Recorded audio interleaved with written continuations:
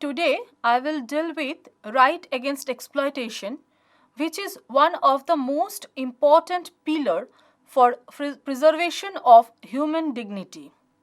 We shall try to explore as to how independent India has sought to emancipate its people from being exploited unduly and being subjugated to other environmental, domestic, or other work hazards. The right against exploitation is one of the most vital or important right for the people of India. The right aims to protect the citizens of India from any sorts of exploitation and any sorts of hazards. Article 23 and 24 of the Constitution are designed to prevent exploitation of men by men. These rights ensured by these two articles may be considered as complementary to the individual rights as ensured by Article 19 and Article 21 of the Constitution. The Constitution prohibits trafficking, forced labor, and seeks to protect children below the age of 14 years from working as bread earners. Articles 23 and 24 of Indian Constitution thus safeguard individuals as well as women and children against exploitation of various forms. Like it is designed to abolish human trafficking and beggar. It tries to abolish employment of children below the age of 14 years.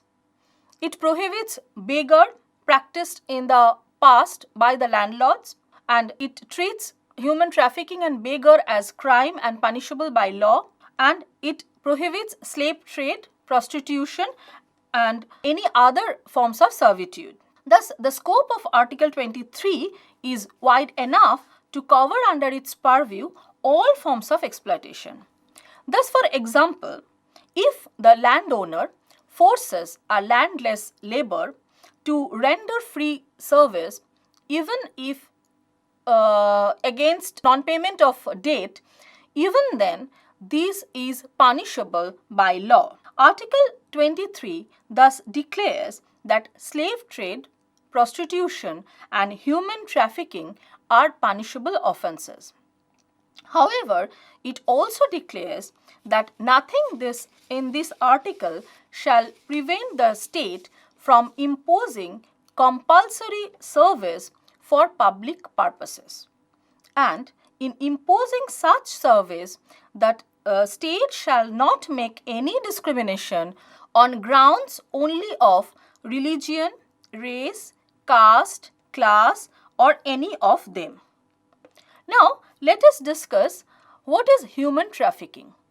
The meaning of human trafficking is sort of compelling people into servitude, slavery, or prostitution, as well as forcing women, handicapped people, and children to render free services, which goes against basic values of humanity. Thus, human trafficking is equivalent to the act of tricking, luring, or forcing a person into leaving their home to work for little or no payment. It is a sort of modern day slavery. In human trafficking, people are bought, sold, and traded. When there is human trafficking, the people who are being trafficked, they are rarely fed, they are rarely washed, and they get no medical attention. They are often being beaten, raped, or drugged. Their passports may be confiscated and they live with fear. And these are the areas like India, Sudan, Ukraine, these are the areas where human trafficking occurs the most. Let us now focus on Indian initiative to combat the threat of trafficking. First of all, we have already talked about Article 23, which prohibits any sort of human trafficking. However, I have already discussed that there is an exception. For example, compulsory military conscription is not covered under this provision. Article 24, it says, no child below the age of 14 years shall be employed to work in any factory or mine or engaged in any other hazardous employment. Thus, child labor is considered gross violation of the spirit and provisions of the Constitution. What is exactly child labor? Child labor is sort of labor when a child is being forced to work without his or her will in a factory or in domestic sector or in any hazardous work. What happens to the child? They suffer from social exclusion and discrimination. They are kept out of school and forced to work. Child labor thus includes work performed by children under the age of 14, long hours of work on a regular or full-time basis, which denies them their right to develop with their full self. They are denied their right to go to school. They are treated abusively and they have no access or very poor access to education. How does child labor harm a children? Actually, when the families, they are not being able to support a child is forced to give his or her labor. They may be forced to collect materials from the dumps, recycle them for a small amount of money. They are being constantly exposed to harmful gases, and without proper footwear, they may cut their feet with sharp objects. UN statistics suggests that of the 250 million child laborers worldwide, it is estimated that at least half of them work in agricultural sector. The work is physically demanding because the children can bend down, kneel, climb ladders, carry heavy loads of fruit and other things. Children who work in the agricultural sector, they are actually the worst sufferers because they suffer from back pain and they are prone to get severe injury for using sharp objects or tools like rakes, hoes, shovels, etc. This exposure to dangerous tools may harm the children and even may take their life. If we look at UN statistics on trafficking of children, we can see that United Nations estimates that 2 to 4 million people a year are being traded against their will into some form of slavery, be it domestic labor, begging or prostitution. According to United Nations, most of them are children. Now, trafficking of child involves their recruitment, transportation, transfer, harboring, receiving children. The means adopted are abduction, sale, use of force, threats, deception, abuse of power or authority. Why there has been an increase in child trafficking? General increase in the demand for prostitution by children, vulnerability of children living in poverty, inadequate legislation and weakness in implementation of the laws, lack of effective services and policies. Who are being trafficked? Mainly girl children from ages 4 to 17 years, children from rural and urban areas in search of work for survival, children who have left home because of poverty, children who have already been sexually abused, children who have run away from places of safety. Who are the traffickers? Parents, mainly mothers, family members, old sex workers, gangs, brothel owners, syndicates and agents, local and foreign nationals. main cause of child labor and child trafficking is poverty. Poor families need to keep as many family members working as possible.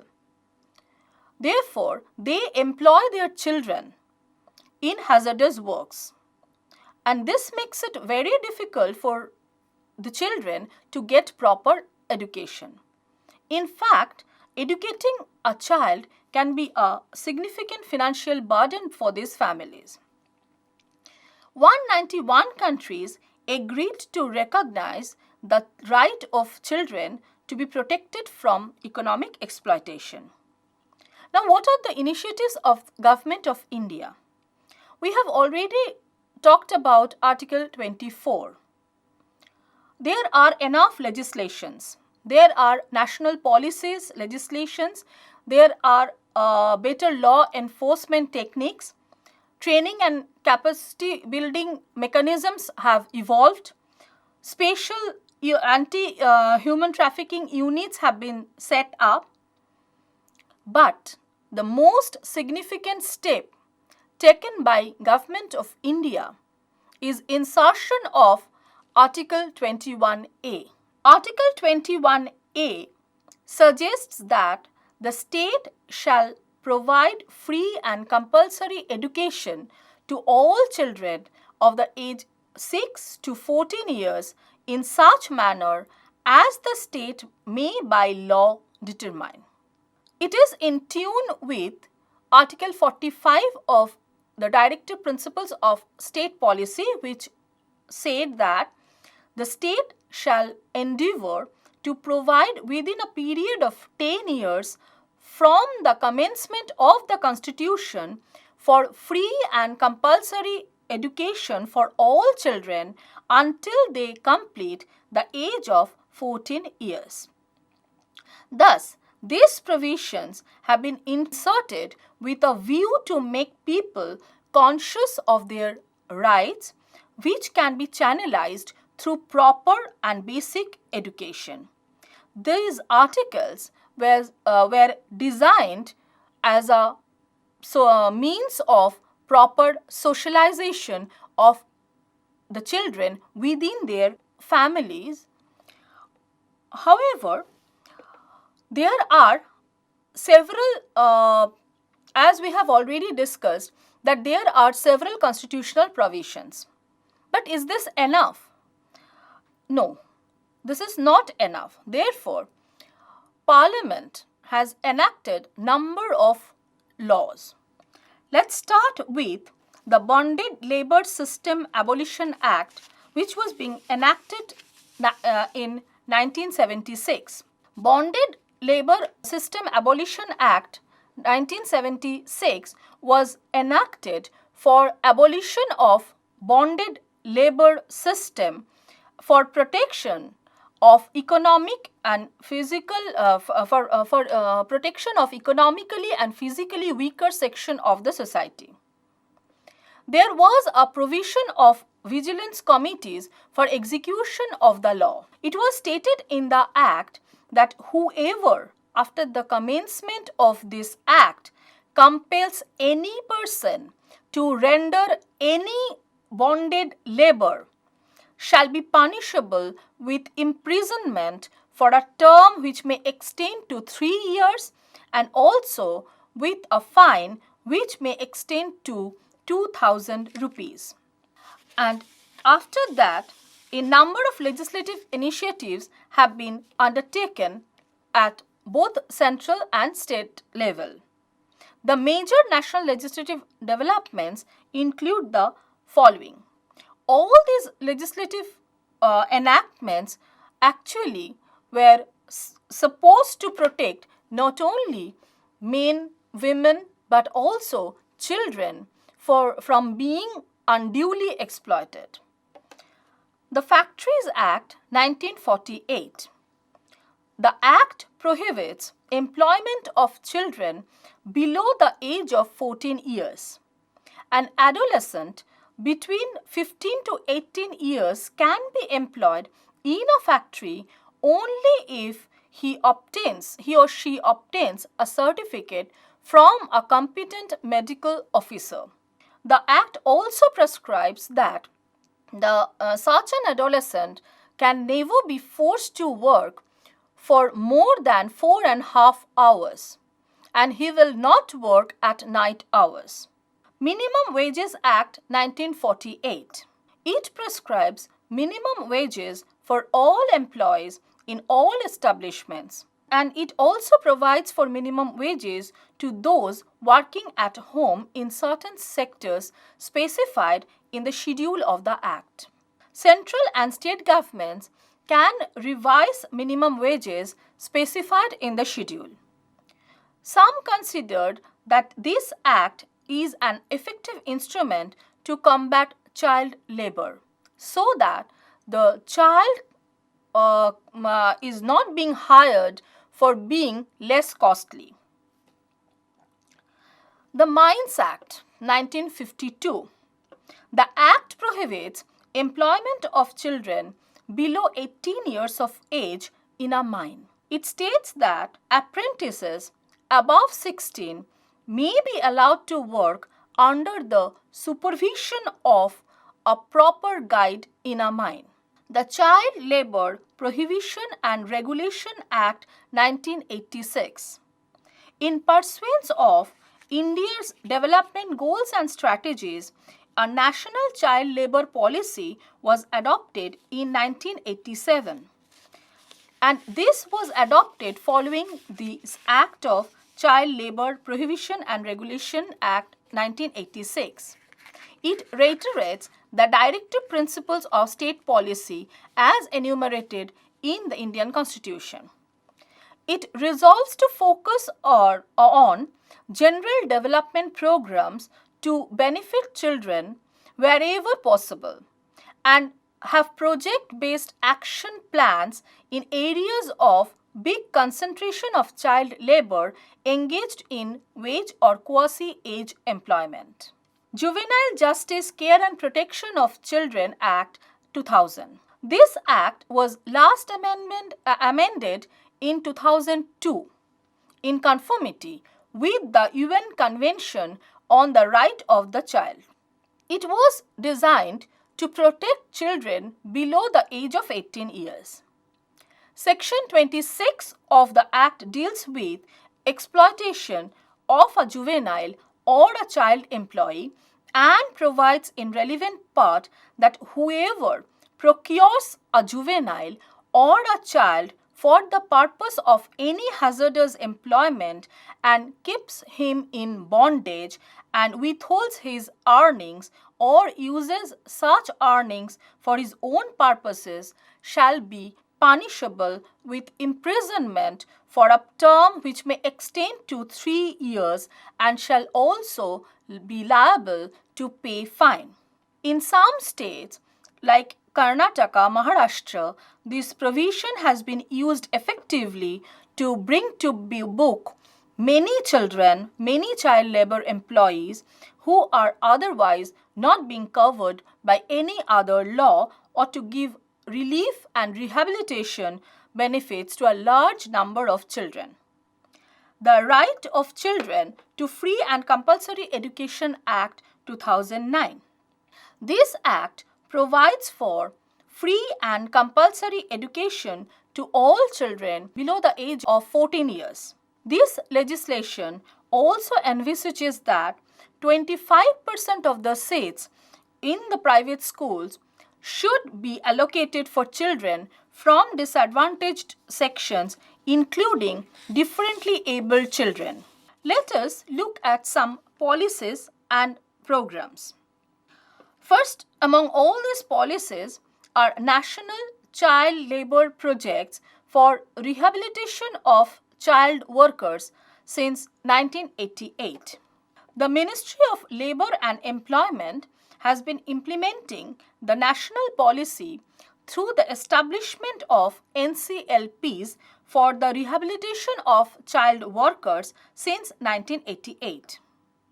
The objective of such policy was to establish special schools, including vocational training centers, to promote additional income and employment generating opportunities for the families, and raising public awareness.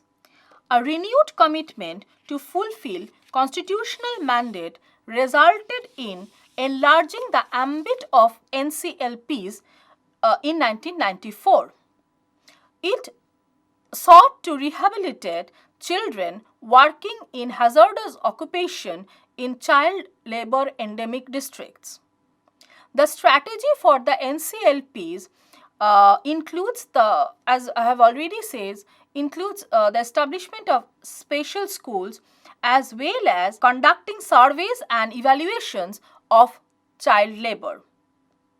Most significantly, the central government made a budgetary allocation of 2.5 billion for these projects during the 9th five-year plans. Around 100 NCLPs were launched across the country during this period. During 2001-2, the government launched Sarva Shiksha Abhiyan or Education for All program, and it designed to provide universal elementary education of satisfactory standard by 2010. During 11th five-year plan, expansion of NCLP scheme was initiated. Substantial improvements in the quality and standard of education and teacher training was sought for, and it also tried to seek amendment to all laws which were designed to protect children below the age of 14. Actually, it tried to include under its purview the children below the age of 18 years old.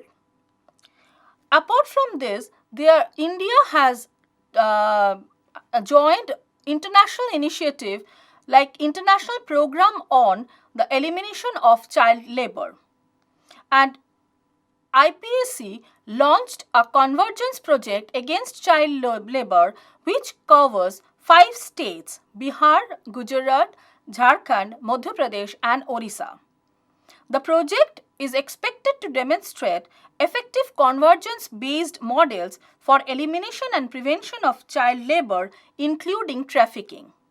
There are certain institutional efforts like V.V. Giri National Labour Institute and National Institute of Rural Development and certain state-level institutions which have played an important role in the areas of training and capacity building of government functionaries, factory inspectors, officials of Panchayati Raj institutions, etc. for abolition of child labor. India has signed certain treaties like ILO Forced Labor Convention number 29, ILO Abolition of Forced Labor Convention number 105, UNO Convention on the Rights of Child CRC.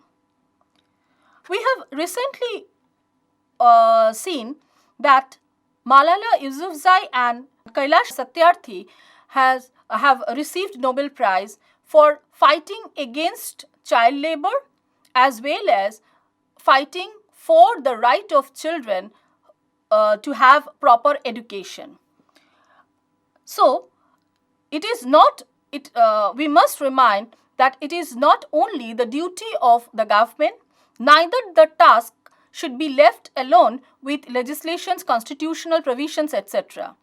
It is the citizens of India, residents of India who must raise voice against any sort of exploitation of men by men and specially against child labor. Thank you.